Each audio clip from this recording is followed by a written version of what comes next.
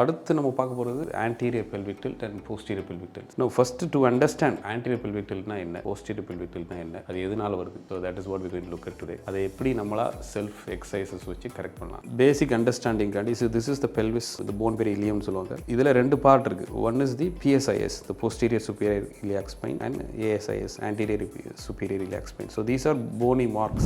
If you draw a straight line, PSIS ல இருந்து நேரா ஒரு லைன் போட்டு அதுல இருந்து ASIS எவ்வளவு தூரம் கீழே drop ஆயிருக்குதுங்க பார்க்கறது தான் அந்த angle. Normal for men about 5 degrees it can be dropped. For women pelvis ரொம்பவே ஃப்ரண்ட்ல drop ஆயிருக்கும். அவங்களுக்கு about 7 to 10 degrees is normal. If the angle is more than 5 degrees for a male or more than 10 degrees for a female, then we know it is an anterior pelvic tilt. So the pelvis is going to be tilted forwards like this.